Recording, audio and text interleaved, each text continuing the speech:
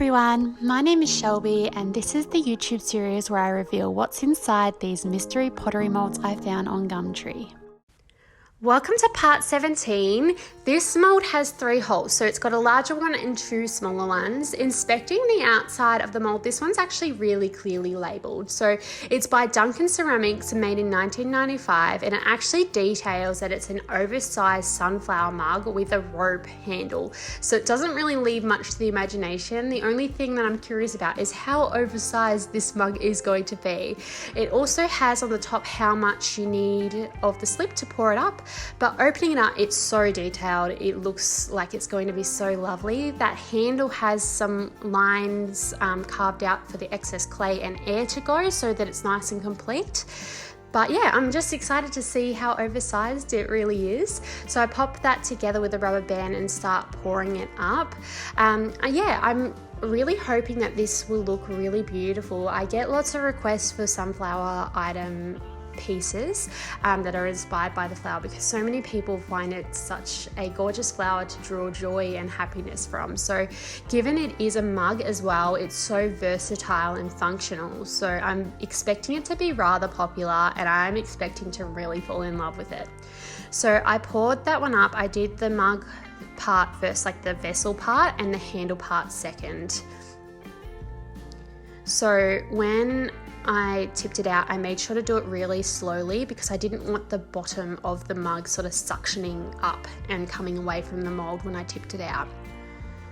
So I let that set for a couple of hours, and opening it up, it is actually really gorgeous. I didn't expect to have that beautiful rounded lip on the top of the mug, and the detail has really come out of that sunflower. It is so gorgeous seeing the texture on the petals and the leaves, as well as that the center of the sunflower sort of splaying out like a real sunflower.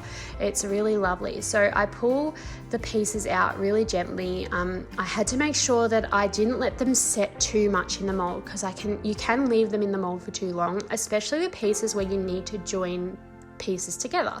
So on one side of the mug, it has 2 little circles that indicate where the mug handle should go, and I went in and cut the excess, so the pouring spout section of the handles off, and I noticed that the handle was hollow. So with that, I need to make sure I've got somewhere for the handle air to go when it's being fired. So when you join that, there's the potential to close off that air, and I don't want it to explode. So I'll need to sort that out a bit later on, and I'll show you how I did that.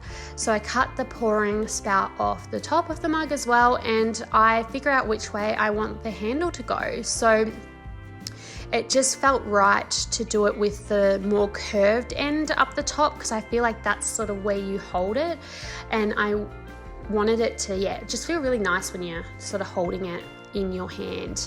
So I use a wire brush tool and scrape the edge of the handle, so the ends of the handle, and also on the mug where it's going to go, and I grab some slip and sort of push that in and glue it together.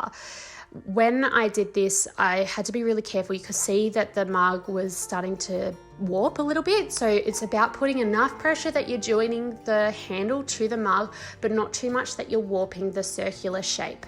So I went in with a little bit of a coil, a bit more like a chunky slip, and filled in the gaps so that it was nice and smooth. And then once that had dried, I went in with a sponge. So it looked really messy, but the sponging was what saved it. And as for that air coming out of the handle, I decided to put a hole at the base of the handle so that it wasn't inside the vessel of the mug.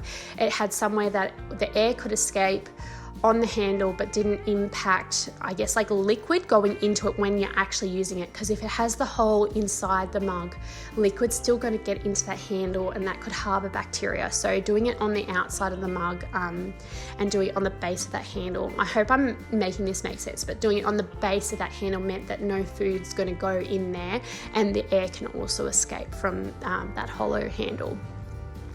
So I go in and I decided that I would learn from my mistakes of the fruit mug and keep this one really simple. I also kind of really just wanted that sunflower to be a key statement and not to take away from that at all. So I go in and I paint it with the yellow petals, detail it with the brown center, green leaves, and leave the background plain white, just so that it's nice and contrasts with that white, but is also really simple and has that sort of country feel without too much going on the mug. I've decided to go ahead with a rope coloured glaze on the handle, and that's just to highlight that shape and that twisting sculptural element that is on this mug. Like, I feel like it would be a shame to just leave that like just a plain white. Like, I wanted to do a nice soft brown colour on that.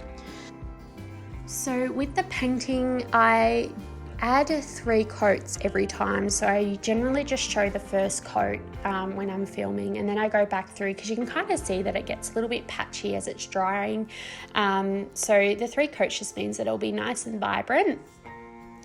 With the center of the sunflower, I went in with a soft brown color, and then once that had dried, I went over with a darker brown and did a dry brush. Someone suggested doing this on another mold, I can't even remember which one it was, and I thought, with underglaze, because you do need those 3 coats, I thought that doing the dry brush would be pointless. But given this already looked really beautiful with the brown on the center, that softer brown, the lighter brown tone, I thought that with the dry brush of the darker brown, it should be just enough to complement it and show off those textured grooves of the sunflower center, without having to add 3 coats of that dry brushing to bring out the colour. So I was really hoping, you'll see in a second when I do the dry brushing, that it looks quite dark, but I was hoping that it would burn out, and you'll see the finished result soon as to how that turned out. But I'm really happy with it, and I think I'll use that technique in future. But yeah, I was just very skeptical with dry brushing because of the fact that you do need 3 coats, and usually dry brushing is to just do a really soft wash over to bring out texture.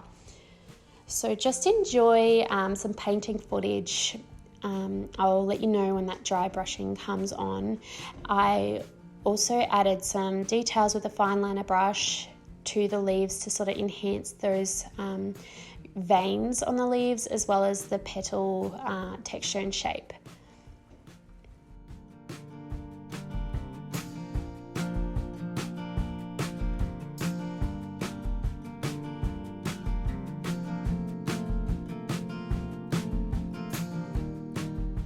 So here's that dry brushing technique. I really like it. It's got such a freedom of movement to it. But yeah, I'm keen to see how dark this actually looks once it's fired, because it does look quite dark right now.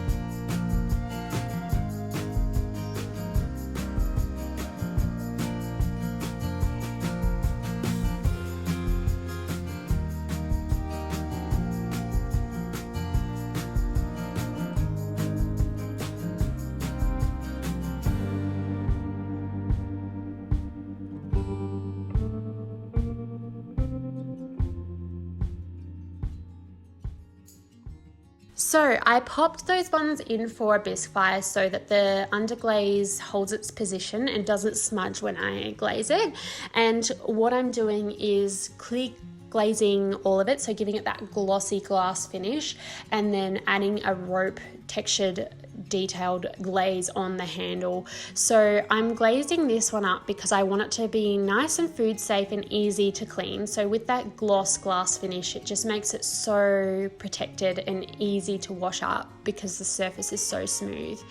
So I do that by pouring in the center, wiping off any drips that fall down the outside, and then dipping it into the clear glaze. And then I go in with the textured rope detailed glaze. Now I use this glaze on the fruit mugs, and at the time I really didn't like how it had the blue speckles in it.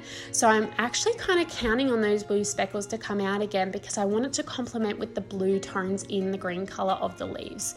So I pack it up. As you can see, I actually fired it with the earlier mold reveal, so I didn't show unpacking the kiln because I didn't want to spoil the sunflower mugs, but this is what they look like. And wow, I'm so impressed with that dry brushing. I thought that the color would lose a lot of the detail, but it's actually come out exactly how I wanted it. Just enough of that the darker color going into the crevices to highlight the texture that's already on the piece, because sometimes with the gloss glaze you can lose a bit of that texture, but it just enhances it and shows it off for the beauty that it is. The handle is absolutely stunning. I love the pops of blue in this one. I even love how one of them dripped because I just think it makes it so handmade and unique and special to that piece, because you never really know how the glaze is going to react. Most of the time it's really predictable, but having drips just makes it feel so special and precious, knowing that you don't really have much control over the end result. So inside you can see how the slip has sort of rested and it's given that concave shape of the sunflower mug, and I kind of really like that detail because it's nice to know that something was slip cast or how it was made or how it looks. Now I'm going to show something that I don't usually show in the videos. I wear a safety mask too for this step, but I do sand the bottoms of all my pieces. I get these blocks from Bunnings. You can get them from pottery stores and they last a lot longer, but this is just sort of a easy basic beginner sort of hack, is that you can get these sanding blocks from Bunnings and you can sand the bottoms of your pieces. And the reason you do this is so that the bottom is nice and smooth. It gets rid of any burrs that have caused from sitting on the kiln shelf. Sometimes you can have little bits of like the kiln wash on the bottom of your pieces. So this just sands them all back so that they're nice and smooth and they don't mark anyone's benches up from anything sharp that's resting on the base. So I took the mugs back out to Pick Your Own Sunflowers, which is a farm out at Dunstown, which is 1 hour away from Melbourne and about 10 minutes from the Ballarat CBD. And it should be on your bucket list. It is phenomenal having these little rays of sunshine tower over your head. Like, put it on your list now to go visit it if you're in Victoria. I took the mugs out to compare them to the real deal, and wow, they are right at home. I just feel like the detail on these sunflowers couldn't be more perfect. The only thing that I want to do these mugs in future is maybe sculpt a little bee on the center of them. But yeah, so impressed, and I'm definitely going to add one to my personal collection. Let me know in the comments what you think and make sure to like and subscribe for part 18.